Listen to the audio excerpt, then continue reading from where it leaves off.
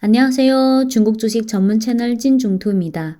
직전 영상에서는 지난 5월 말에 홍콩에 상장한 찡동물류를 다룬 중국 현지 기사 두 편을 공유드렸습니다. 이번 영상의 주제는火锅 전문점인 하이디라오인데요. 중국 현지 기사를 통해 하이디라오의 주가가 계속 추락하는 배경에 대해 알아보겠습니다. 투자에 참고할 만한 기사를 몇 개 선택했는데 기사 내용 중 대체로 비판적인 내용 위주로 선택했습니다. 찡동물류는 기사가 두 개라서 기사 내용을 풀로 번역해드렸지만 이번에는 기사별로 핵심 단락만 발췌해서 번역할게요. 기사 내용 들어가기 전에 우선 하이디라오 주가를 한번 보고 갈게요. 2019년, 20년, 21년 2020년 1월부터 3월은 아시다시피 중국 국내 코로나가 가장 심각한 시기라서 주가가 대체로 주춤했고 3월 말 4월 초부터 신규 확진자가 크게 줄어들면서 하이디라오의 주가도 4월쯤부터 조금씩 반등하기 시작했고 하반기 들어서서는 코로나가 더 진정되면서 주가가 급등했습니다. 하지만 올해 춘절 연휴 이후 중국과 홍콩 증시가 본격적인 이익 실현이 나오면서 조정 장세에 들어갔는데 하이디라오 주가도 따라서 하락했습니다. 중국과 홍콩 증시는 4월쯤부터 조금씩 안정세를 취해갔고 일부 업종이랑 종목은 반등하기 시작했는데 하이디라오의 주가를 보면 4월 이후에도 계속 추락하는 모습입니다. 좀 더 짧게 볼게요. 2021년 1월, 2월, 3월, 4월, 5월, 6월 계속 추락하고 있죠. 이렇게 춘절 연휴 이후부터 6월 11일까지 하이디라오 주가는 무려 52%나 하락했습니다. 이어서 하이디라오와의 주가 연동성이 강한 이하이국제 주가도 보면 2019년, 2020년, 21년 좀 짧게 보면 마찬가지로 하이디라오 주가의 흐름과 비슷하죠. 그리고 하이디라오보다 가격대가 낮은火锅 전문점인 샤브의 주가를 보면 2019년, 20년, 21년 좀 짧게 보면 마찬가지로 춘절 연휴 이후 주가가 계속 추락하는 모습이죠. 그리고 일반 중식 프랜차이즈랑 火锅 프랜차이즈를 다 하는 찌오마오찌오라는 기업도 볼게요.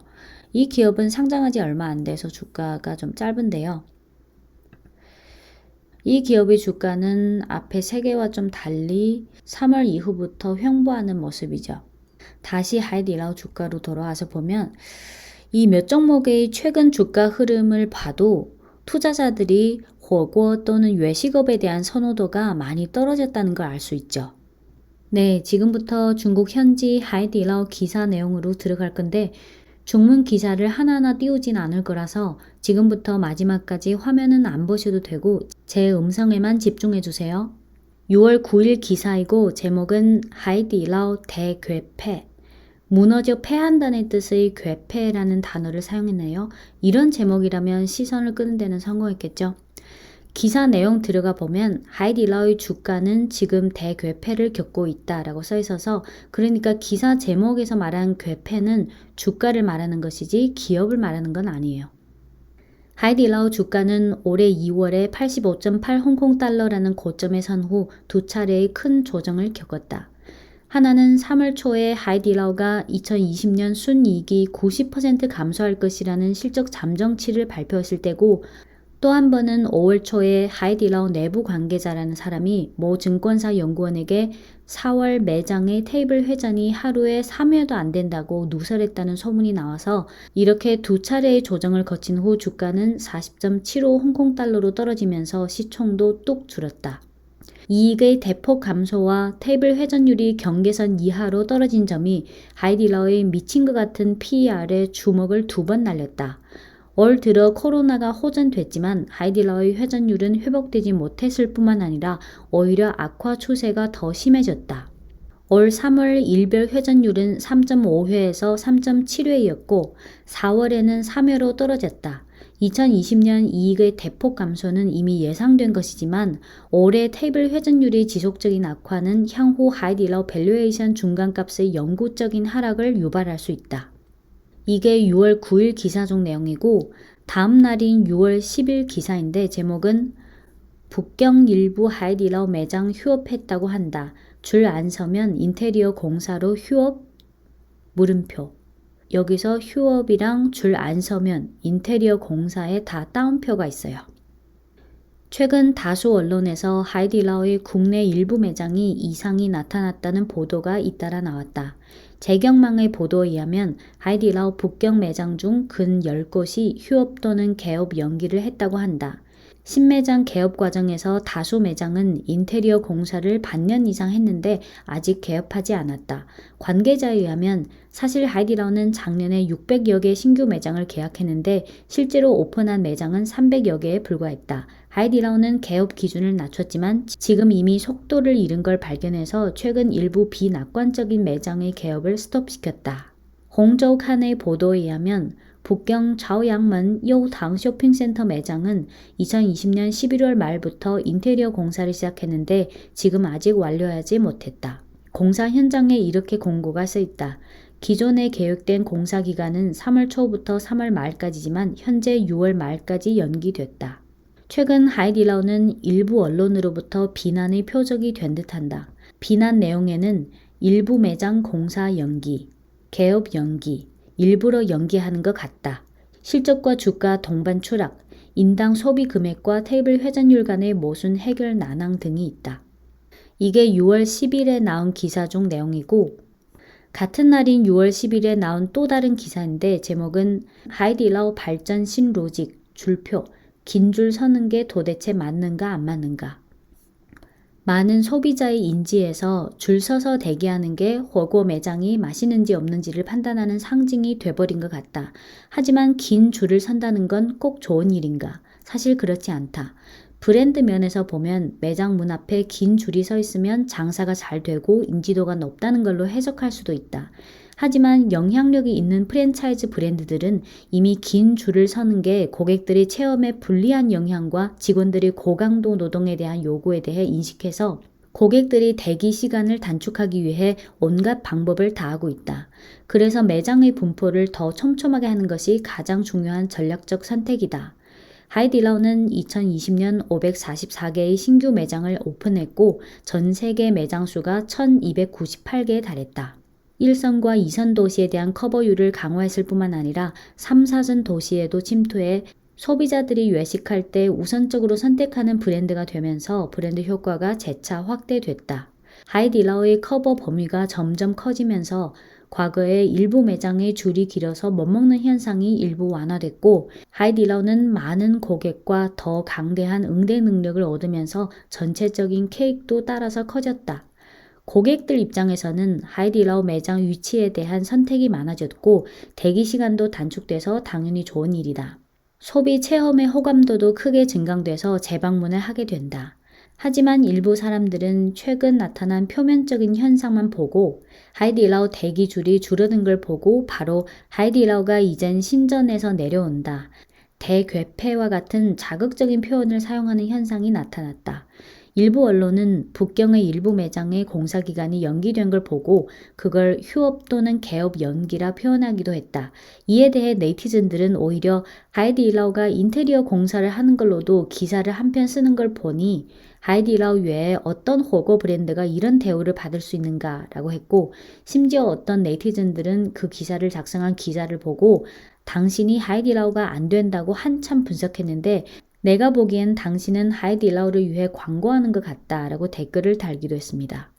코로나 장기화 속에서 외식업이 큰 손실을 받은 상황에서 하이디라오는 오히려 신규 매장 오픈을 가속화해서 한 해에 500여 개의 매장을 신규 오픈했다. 하이디라오는 이걸 어떻게 가능하게 만들었을까? 업계 관계자가 보기에 하이디라오가 이토록 빠른 속도로 확장할 수 있는 핵심 요인은 수직적인 매장 오픈 시스템과 새로운 사제 시스템, 즉 새로운 스승과 제자 시스템이라는 관리 방식에 있다고 평가했다. 이어서 6월 1일에 나온 기사를 볼게요. 제목은 대거 확장한 하이디라오, 실적과 주가 동반 추락, 1인당 소비 금액과 회전율 간 모순 해결 난항. 최근 2달간 하이디라오의 주가와 실적은 동반 추락했다. 2020년 연간 실적이 근 90% 감소했을 뿐만 아니라 춘절 이후 주가가 계속 추락하면서 낙폭은 50%에 근접했다. 이외에 2018년 이래 계속 하락하고 있는 테이블 회전율에 비해 인당 소비 금액은 오히려 과거의 97.7위안에서 지금의 110위안으로 올랐다.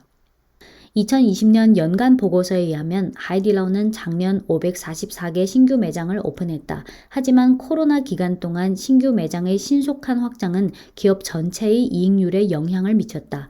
또한 일부 신규 매장의 인테리어 공사가 지연된 현상을 기자는 발견했다. 한편 아마 과도하게 빠르게 확장해서 하이디라오의 현금 흐름이 타이트하게 됐을지도 모른다. 2020년 6월 말 당시 순현금이 아직 13억 위안 있었는데 연말이 되자 순현금은 11억 위안 부채로 전환했다. 이러한 변화에 대해 글로벌 신평사인 피치 연구원인 짜오카이 씨는 이렇게 코멘트했다. 매장, 특히 신규 매장의 경영 효율성이 하이디라오의 레버리지 해소 여부를 결정할 것이다. 주목할 점은 코로나 등 요인의 영향과 외식 배달 업무의 대체 효과 때문일지도 모르겠지만 하이디라오의 테이블 회전율은 뚜렷이 하락했는데 2019년의 일별 4.8회에서 2020년의 3.5회로 떨어졌다. 2018년의 5회라는 회전율과 비교하면 이미 2년 동안 하락한 셈이다. 테이블 회전율이 기대치에 못 미쳤기 때문에 천풍증권은 하이디라오의 2021년부터 2023년 순이익에 대한 전망치를 하향 조정했다. 회전율이 계속 하락한 동시에 최근 몇 년간 하이디라오의 1인당 소비 금액은 지속적으로 상승했다. 연간 보고서에 의하면 고객의 인당 소비 금액은 2017년의 97.7위안에서 2019년의 105.2위안으로 올랐고 2020년에는 110위안까지 올랐다. 이렇게 부정적인 소식들이 나오고 있을 때 하이디라오는 스톡 옵션이라는 액션을 취했다. 지난 5월 20일 1.6억 주를 증자했는데 그중 1.4억 주는 1,500여 명의 임직원과 고문에게 부여했고 1,590만 주를 경영진과 행정관리직들에게 부여했다.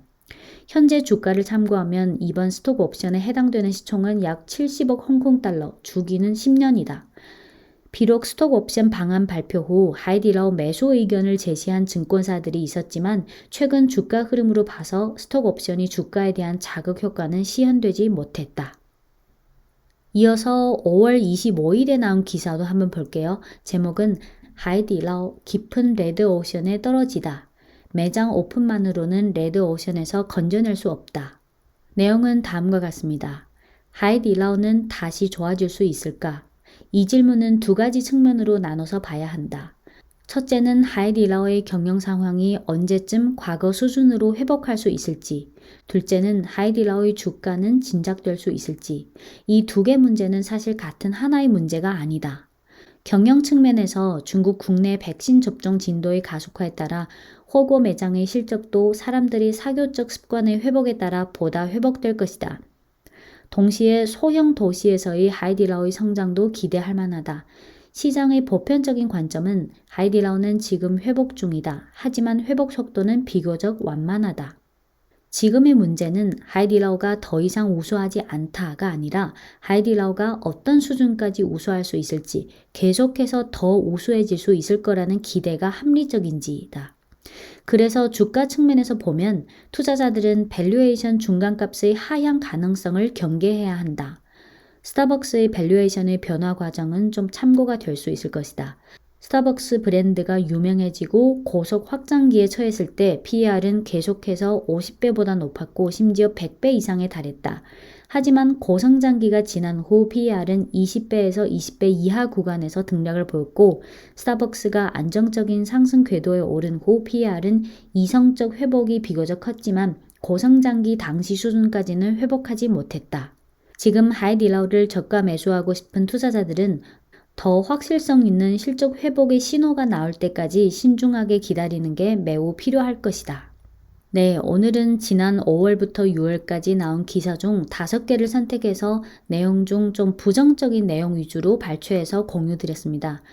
중국의 호거 산업이 성장 중에 있고 산업 집중도가 상당히 낮은 상황이라서 하이디라오도 향후 계속해서 매장을 확장해 나가면서 성장해 나가겠지만 위 기사에 나오는 내용들을 보면 그동안 하이디라오의 주가가 왜 추락했는지, 투자자들이 무엇에 실망했는지, 투자자들이 또 무엇을 관망하고 있는지 어느 정도 파악이 되셨나요?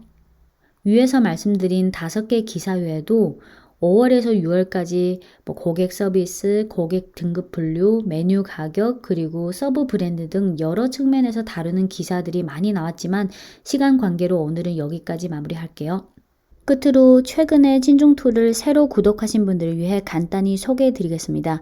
찐중투는 중국 주식 전문 유튜브 채널이고요. 주요 코너에는 중국 시황, 중국 산업, 중국 종목, 중국 산업 종목, 중국 증권사 리포트 읽기, 중국 현지 증권 방송 보기, 중국 리더 인터뷰 보기, 중국 현지 1:1 토크 등이 있습니다.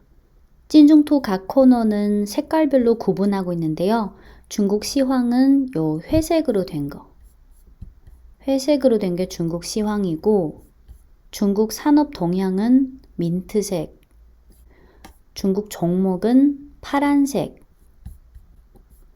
중국 산업 종목 심층 분석은 주황색, 중국 증권사 리포트 읽기는 초록색, 중국 현지 증권 방송 보기는 요 젓갈색, 중국 리더 인터뷰 보기는 요 보라색.